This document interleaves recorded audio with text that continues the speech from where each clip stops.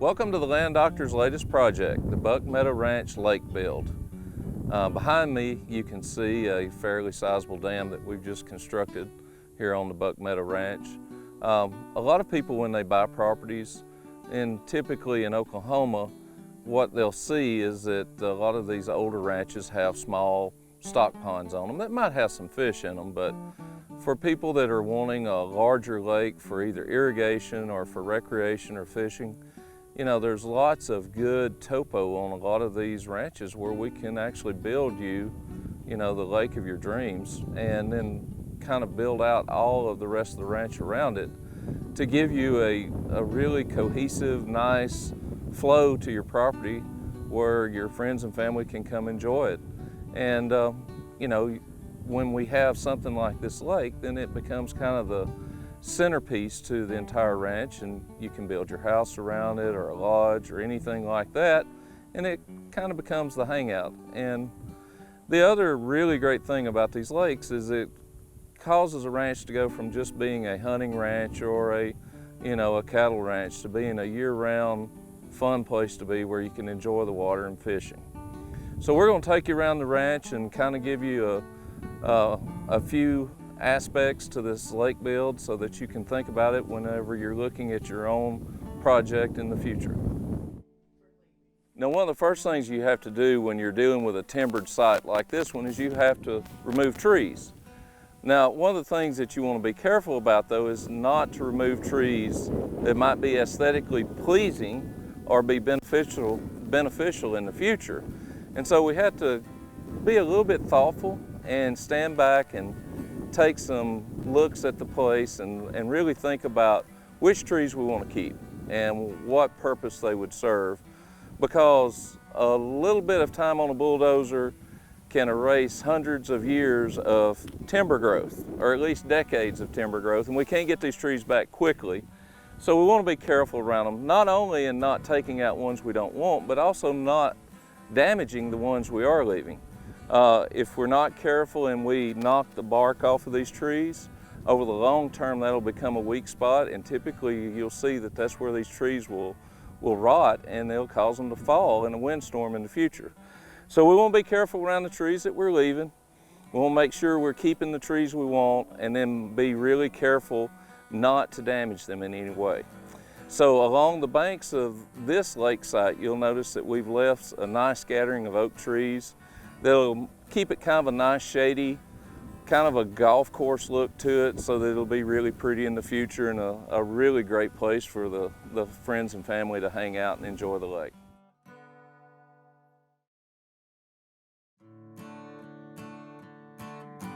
So what we're going to do now is we're going to talk about the dam. And there's a few key concepts and important features that we need to discuss. So we'll start off with the top of the dam. When you look at it, you'll notice, if you look very closely, you might be able to notice that it's slightly higher right here above the discharge or the overflow pipe. And that's because that's the tallest portion of the dam. Now, the higher that you stack soil, the more that it can compact. So because that's the tallest portion, it could compact more. And what we saw in 2015 when we had so much rain is that a lot of the old dams, when they built them, they just built them straight across the top. And over the deepest portion, over time, it had sunk to where it was actually, the lowest part was right over the center of the dam. And so when we had all those big rains, the water went right over the middle of the dam and cut it and destroyed the dam. So what we do is we build it in a little bit of extra soil. We crown it above those deepest parts so that over time, as it compacts, it just flattens out. And that maintains a nice freeboard all the way across and makes sure that the water goes through the emergency spillway instead of over the top of the dam. Now, the next thing you'll notice is the overflow pipe there. So this drop tube overflow structure, it is designed to capture your normal flow of water that just comes through the drainage. This is your low flow events, just a normal trickle of water that comes through here. Now, when you get rains, more water will come and it'll be able to handle most of those rains. But when you get a really big rain, it will completely fill that tube and the elevation of the lake will come up, and at that point it'll start going through the overflow or the emergency overflow structure, which is just a low spot in the dam that's over undisturbed soil. So what we're trying to do with the freeboard is to force the water to go through the low spot right where we want it to go. We're going to protect that low spot with vegetation, with roots of plants that we establish. That'll help to hold that soil together so it doesn't wash away in a big flow. And then other than that, the only other features to really pay attention to is the front slope and the back slope of the dam, and we basically slope those so that it is possible to get on them with equipment and maintain the slopes by mowing them. After we finished building the dam, we did seed the dam with ryegrass. We're going into fall, so that should give us some good vegetative cover this fall and winter and early spring. And we'll need to follow up with Bermuda grass or something like that, which would be a warm season grass to stabilize it into next year. So the first thing we had to do is we had to clear timber. And so what we did in this hollow or valley or whatever you want to call it, we took the timber and we pushed it upstream. The second step was to take the topsoil and we stockpiled it downstream of where we were going to build the dam. So the timber goes one direction, the soil goes another direction. Now we're down to clay. And clay is what is needed to build the core of your dam to keep it from leaking. If you build out of these low permeability soils like clay, you'll have a good, nice, strong structure. If you do it with things like topsoil and sand mixed in, then it'll tend to leak and you won't have nearly as strong a structure. So we want to get all that stuff out of the way, get down to the good clay, build a great core of this dam with clay, and then we want to take that topsoil that we saved and roll it back over so that we can plant grass on it and it will stabilize it and it'll protect that clay core from erosion.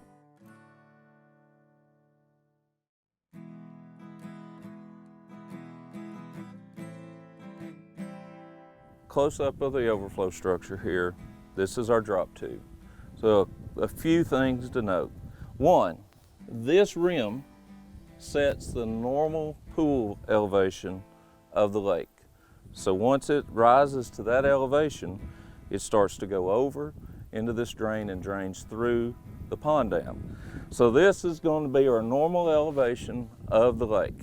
Now, when we have big rainfall events, it can go up higher for some amount of time, but it'll be draining through this. If it gets high enough, it'll be draining through the emergency spillway as well. So we wanted to set this elevation for where we wanted it to be, 98% of the time when we don't have a big rainfall. This is where the water will be. You'll notice there's a guard on top. This is to keep large logs and that sort of thing from floating in here and getting down and clogging up our drain pipe. So we don't want that to happen. Then there's another interesting thing that you'll see. There's this flat piece of steel that goes across. Now, you've pulled the plug on your bathtub and watched the water circle and go down. The same thing will happen in this lake. The reason that piece of steel is there is to keep that from happening, is to keep that vortex from developing by breaking the flow with that flat piece of steel. Why is that important? So if the water happens to be, say, this high and you've got a big vortex going, it's washing your dam away. So this little piece of steel is a very important feature to protect the integrity of your dam and keep it from being eroded when you're in these big high flow events. So while we're on the dam looking at the overflow structure, the one thing you can't clearly see is the pipe that's actually going through the dam. So this is a shot of a piece of it here. You can see it's a big heavy wall pipe. It's a new pipe, good steel, and this stuff will last for a really long time. The pipe is basically sized so that it can accept the amount of flow that would normally run through this drainage. So our hope, our goal here is to size the pipe to the normal flow that we would get. You might refer to it as the trickle flow of water that goes through. But the reason we want to do that is so that we save the emergency spillway for big flows that are too much for this pipe to handle. And the reason we want to do that is we want to keep that emergency spillway fully vegetated so that the roots of the grass hold the soil together when it is in use. If you've got it wet all the time because this pipe's too small, the root growth won't be sufficient to hold the emergency spillway together. So that's why this pipe's important. That's why the size of this pipe is important, so that it protects that emergency spillway, keeps it extremely stable so that when we do have a big rainfall and water is going through the emergency spillway, it doesn't just wash it completely away. So that's why this matters.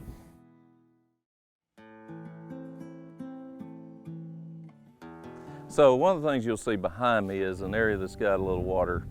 Now, the reason that is there is because we found a really nice spot of clay there that we were using for our dam. And then in the midst of construction, we got a 2-inch rain. Now, it was extremely dry, so most of that rainfall, was soaked up immediately, but that hole wound up being a nice little reservoir for the water, a place for it to go to keep it out of our way while we finished up the dam. Fortunately, we were almost finished when we got that rain, so it wasn't a big deal. But that will be a nice deep portion of the lake that'll have, water storage in it, particularly if they ever wanted to do any kind of irrigation with this. That's where you'd stick your pump to try to capture some of that deeper water. So one of the things that you'll see also behind me is, there's some trees and rocks that are arranged basically perpendicular to the shoreline. So those are done to create a little fish habitat with some of the trees that we had. It's a good use. We've got to find something to do with all these trees that we cleared anyway. And some of the random rock that we ran into, that's also good fish habitat. Now, the reason we lay them perpendicular to the shoreline with the root ball towards the shoreline is so that when you cast, you can pull down beside the tree, catch fish without necessarily throwing right into the tree or having to pull over it and risking getting hung up. So it makes it a little easier to fish around. You can still get hung up on them, but it's a little better than if you put them parallel with the shoreline. If you look way back in the back, you'll see a little bit of smoke, perhaps still, from where we had a fairly large pile of trees that we burned. We're going to take what's left of that, we're going to scatter that around in the pond, much like we did with these, and create additional fish habitat. If you look just to the left of those burnt logs there, you'll see a hump. Now that was built purposely because this lake runs north and south. And so with our southerly winds being our predominant wind, we wanted to have basically a little barrier there to help break up the wave action. And since the pitch of the lake is so long, that'll help keep the waves smaller once they hit this dam. So that's just helping to dissipate some of the waves before they get into big white caps and just sit here and beat on the dam. So that little hump has basically two purposes. One, it'll be a great little spot to go out and cast into the lake. It'll be some additional topo change that the fish will orient to, but it'll help break up the wave action as it hits this dam.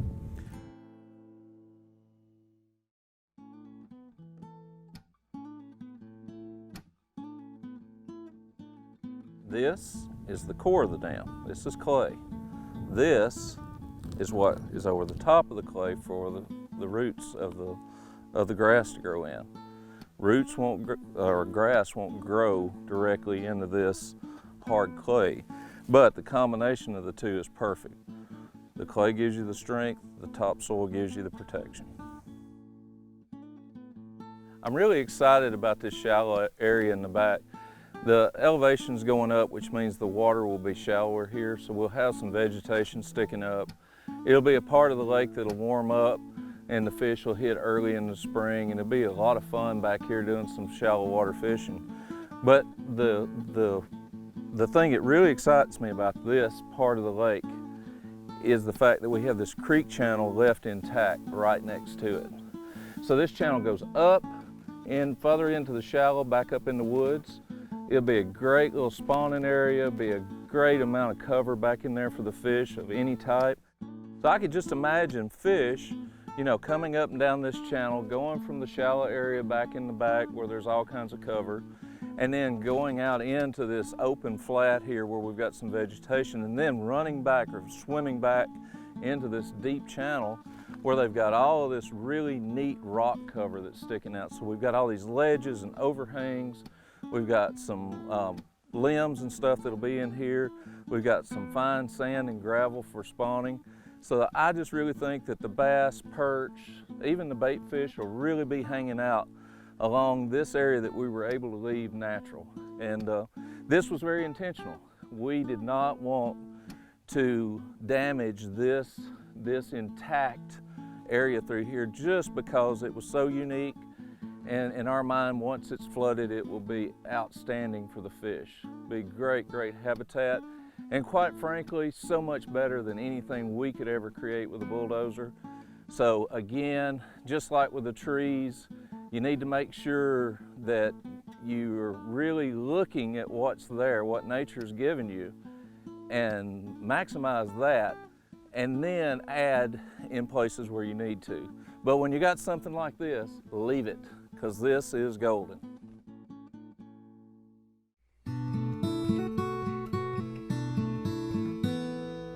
I hope you've enjoyed this video and it gives you a little more idea of what goes into designing and building a nice lake for your ranch. I'll leave you with this thought. You know, if you want to make your land more attractive, build a lake. If you want to make your land more valuable, build a lake. If you want to make it more enjoyable for everyone to come hang out, build a lake. If you want to make it your ranch more productive using irrigation water, build a lake. I mean, lakes and large ponds are the one thing that really everybody agrees on these ranches, is they are a benefit. People love them, you'll enjoy them, and from a cost standpoint, they really are a very economical way to improve your ranch in a way that universally will be a good thing. So I hope you've enjoyed this video. We'll be doing more in the future. And as always, check us out on landdoctors.com or give us a call at 580-421-7512. Thanks.